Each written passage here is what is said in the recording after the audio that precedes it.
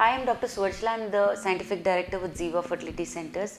When dealing with infertility, when a couple approaches clinician, a fertility specialist, one of the major tests that we perform is thyroid.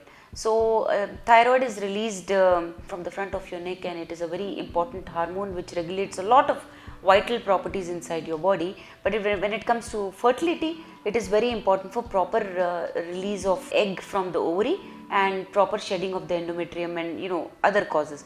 A proper balance of this thyroid inside the body is very important. Now, thyroid could affect the body even when it is elevated, which is called as hyperthyroidism, or when it is under the levels, it is called hypothyroidism.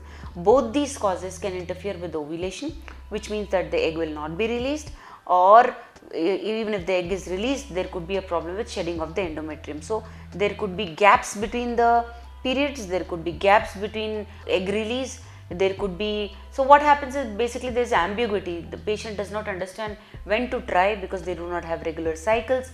They do not understand when the egg is ovulating. Also, because of this problem, when the egg is also released, there will be a luteal phase defect. That is, even if the embryo is formed, the embryo will not be able to implant in the endometrium because there is no proper blood supply to the endometrium due to lack of progesterone. So there is a link between thyroid and the release of egg and implantation of the embryo onto the endometrium. So it's a very vital fine balance of thyroid which should be there for proper fertility to happen.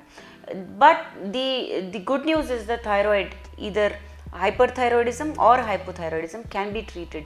So when these levels are detected, if they are more or less, if the female patient is put on proper medication, her periods can be regularized, her eggs can be released properly, her progesterone levels can be then physiologically naturally increased so that it can help in implantation. Now, a very important factor to remember is that thyroid is released in men as well, and it can interfere and cause infertility in men also. How does it do that? Again, it interferes with the release of FSH and LH in the males as well. It affects the sperm quality, the number of sperms that are released, and the capacity of the sperms to attain maturity. So thyroid is a very important hormone in not only females but also males, and the proper timing to assess thyroid is not before or after. Thyroid can be assessed any time during the menstrual cycle. For men also, it's assessed any time, not just morning or evening. It can be assessed any time, but elevated levels or under normal levels, subnormal levels, have to be treated properly, especially if the couple is trying for a child.